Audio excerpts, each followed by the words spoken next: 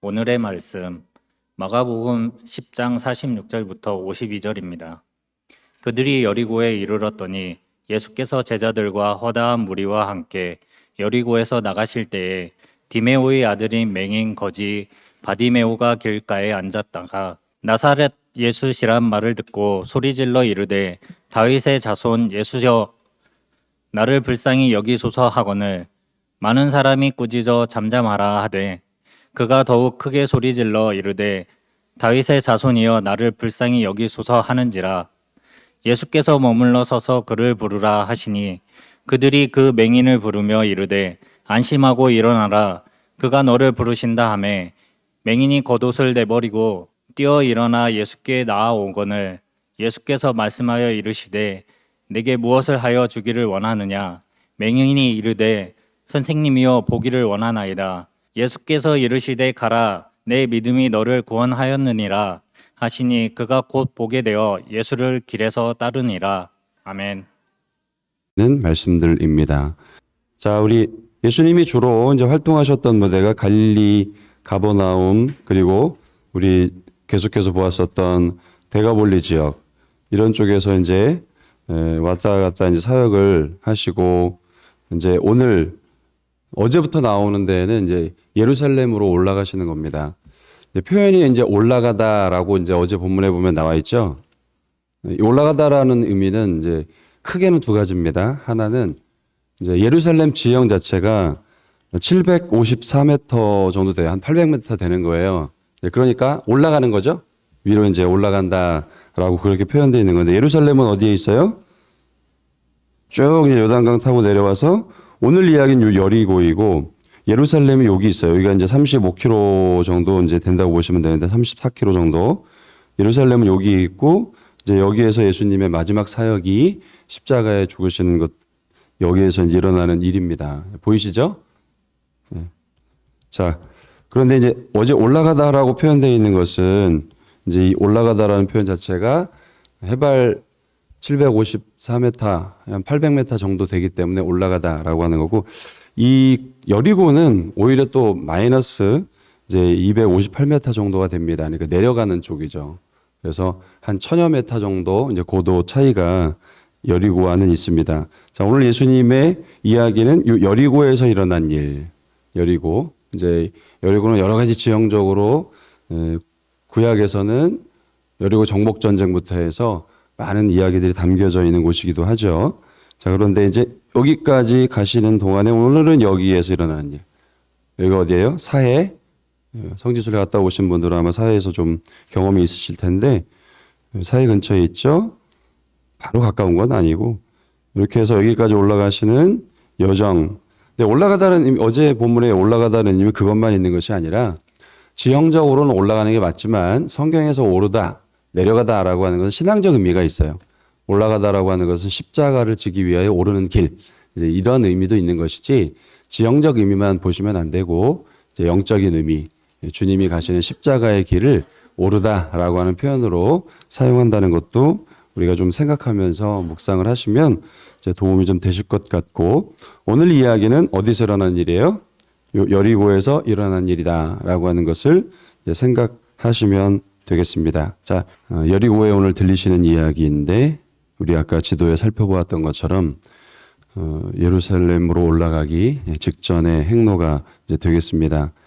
거기에서 어떤 일을 하셨는지에 대해서는 마가는 기록하지 않고 있고 이제 바로 나가시는 장면을 이어서 보여주고 있습니다. 46절에 이르렀더니 그리고 이어서 여리고에서 나가실 때에 이제 그 나가시는 가운데 이제 그 행로에서 시각장애인 바디메오를 만나게 됩니다. 예수님께서 이제 그를 고쳐주시는데 바디메오가 그 나가시는 예수님을 적극적으로 막아서고 있는 것을 보여주죠. 몇 가지 묵상의 포인트를 같이 좀 나누길 원하는데요. 먼저 맹인, 이 사람은 오늘 거지라고 되어 있습니다. 보통 이제 아버지의 이름이 같이 이제 등장을 하는 것을 볼 수 있죠. 그 아버지는 이제 디메오라고 되어 있어요. 그래서 디메오의 아들이라는 이름 자체가 이제 바디메오라고 되어 있는데 아버지가 있다는 거죠. 아버지가 있다는 것은 그가 그럼에도 불구하고 거지이다라고 하는 것은 여러 가지 추론이 가능한데 그 중에 하나는 버림받은 아들이라는 것을 우리가 짐작해 보게 되죠. 아버지가 있는데 그는 거지이다. 가족으로부터 버림받았다는 암시적인 표현이 담겨 있기도 합니다. 사람 받지 못하는 사람일 수도 있는 거죠. 가족에게 받아들여질 수도 없는 눈이 먼 그 사람. 그런데 예수님 바로 그 예리고에 오셨다라고 하는 소식을 그가 듣게 되죠. 그리고 그 예수님을 향하여 필사적으로 부르짖고 있는 것을 이제 봅니다. 예수님께서 오셨다. 그 소식이 그의 귀에 들려졌어요. 필사적으로 그는 소리를 질러서 예수님의 발걸음을 이제 멈추게 하지요. 왜냐하면 예수님께서 나가시는 중이기 때문에 그렇습니다. 이 말은 곧 바디메오에게 있어서는 마지막 기회다라고 하는 절박함이 있는 겁니다. 그의 간절한 절박함이 그로 하여금 예수님을 향하여 소리를 지르게 했죠. 이 소리를 지르다라고 하는 것은 이제 영어 표현으로는 노이즈인데 소음이죠. 그런데 그에게 있어서는 절박함이라고 말할 수 있겠습니다. 그러면서 나를 불쌍히 여겨 주시옵소서라고 말을 하고 또 예수님 앞에 그렇게 많은 사람들이 둘러싸여 있는데 그가 소리 지를 때에 그 소리 지르는 것을 하지 못하게 함에도 불구하고 그는 48절에 보면 더욱 크게 소리 질러 절박함으로 그렇게 부르짖고 있는 것을 봅니다.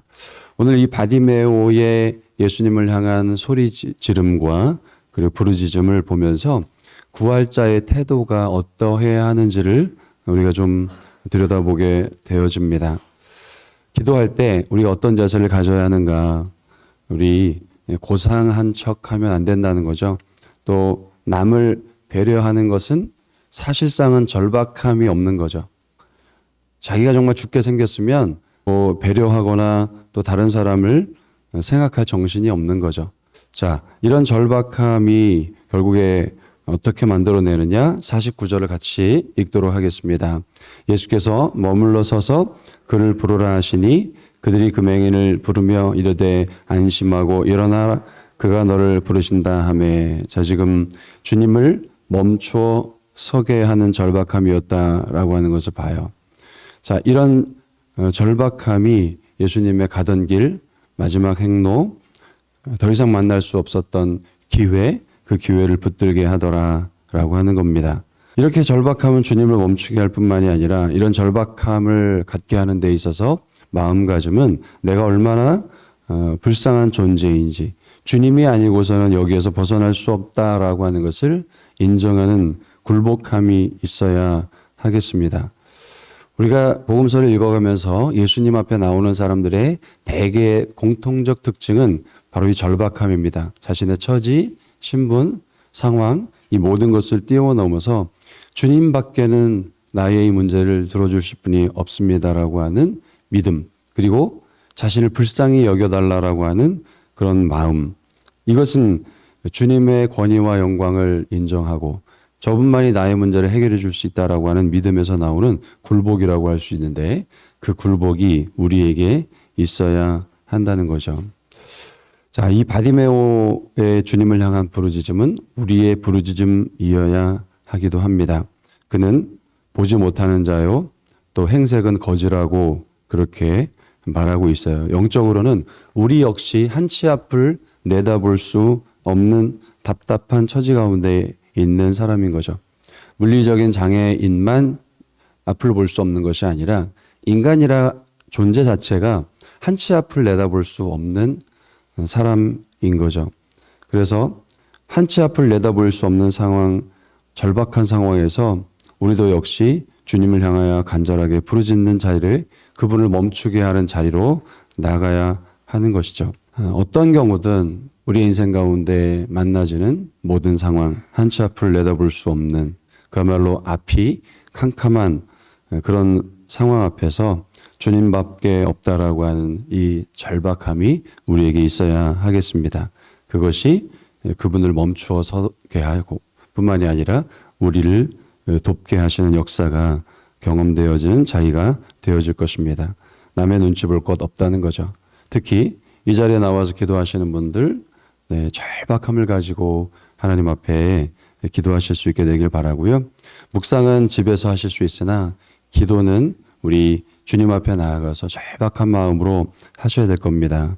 그럴 때 그 주님은 절박한 마음을 들으시고 머물러 서서 그에게 그 모든 묶임에서 한치 앞을 내다볼 수 없는 그 묶임에서 자유케 하시는 은혜가 있게 되어질 것입니다. 우리 두 번째 묵상할 수 있는 부분은 이 맹인을 막아서는 사람들이 있다라는 점을 우리가 좀 주목해 봐야 하겠어요. 이들은 그렇게 소리 지르는 이 바디메오를 꾸짖습니다. 우리 48절을 보도록 하겠습니다. 많은 사람이 꾸짖어 잠잠하라 하되 그가 더욱 크게 소리질러 이르되 다윗의 자손이여 나를 불쌍히 여기소서 하는지라. 자, 이 많은 사람이 지금 시끄럽게 소리 지르는 바디메오의 입을 막습니다. 이 많은 사람이라고 말하는 그룹 안에는 짐작컨대 제자들도 포함되어져 있는 것으로 봐요. 지금까지의 제자들의 모습이 항상 그래왔거든요. 그렇게 주변에 있는 사람들을 막아서는 모습, 아이들이 예수님께 오지 못하게 하는 모습, 이런 모습이 제자들의 모습이어서 짐작컨대 여기 안에 제자들도 있었겠다 싶습니다. 자리다툼이나 하고 있는 제자들의 모습을 우리가 또 어제 본문에서 살펴봤죠. 그런 제자들은 그 눈과 귀가 주님의 눈과 주님의 귀는 아닌 거죠. 말하자면 절박하게 부르짖는 사람의 소리를 그저 어떤 소리로 들어요? 소음 공해로 듣는 거죠. 시끄러운 소리로 듣는 거죠. 제자들에게 있어서 그 절박함은 노이즈, 소음밖에 되지 않는 것입니다. 똑같은 자리에서 그 소리를 주님도 듣는데 주님은 어떤 소리로 들어요? 절박함의 소리로 듣는 거죠. 누군가는 소음 공해로 듣는가 하면 누군가는 절박함으로 그 소리를 듣고 있는 것을 봅니다. 우리가 어떤 자리에 있어야 하겠는가라고 하는 묵상을 해보게 됩니다. 자기를 부르는 애절한 소리, 그 절박한 소리를 들으시고 내가 여기 있다, 내가 너를 도와주마, 그렇게 손 내미시고 또 그를 고쳐주시는 예수님의 모습이 있다면, 반면에 사람들의 그 부르짖음을, 누군가의 그 부르짖음을 입을 막으려고 하는 사람들이 있는 것을 봅니다. 왜요? 내 귀에는 시끄럽게 들리거든요. 누군가의 기도가, 누군가의 절박함이 내 귀에는 소음으로 들려지고 있다는 거죠. 절박함이 아니라 소음으로 들려지지 않는지를 우리가 돌아볼 수 있기를 바랍니다. 구약에 보면 사무엘서의 한나 이야기를 아마 기억하실 텐데, 아이가 없습니다. 서러움 속에서 나날을 살아가다가 성전에서 그 모든 서러움을 쏟아놓으며 기도하고 있습니다. 그런데 그 모습이 제사장 엘리의 눈에는 어떻게 비춰졌어요? 술 취한 자의 모습으로 비춰지고 있는 거죠. 어떻게 제사장이 그거 하나 분별해내지 못하는 사람일 수 있을까? 근데 오늘 제자들도 다르지 않는 거죠. 제자들이나 또 제사장이나 영의 눈이 멀어 있으면, 영의 귀가 닫혀져 있으면 사람들의 절박함을 살필 줄 모르는 귀, 모르는 눈이 되어지더라라고 하는 것입니다. 기도의 스타일에 있어서, 방법에 있어서 정답은 없습니다. 어떤 사람은 정말 한나처럼 기도하는 사람도 있는 거고요. 또 오늘 바디메오처럼 그런 절박함을 가지고 주변 사람들에게 소음공해 될 정도로 부르짖는 사람도 있는 것을 봅니다. 누군가에게 기도를 가르치면서 기도를 하는 것을 우리가 막아서면서 이런 스타일이 아니다라고 그렇게 강요해서는 안 되는 거죠.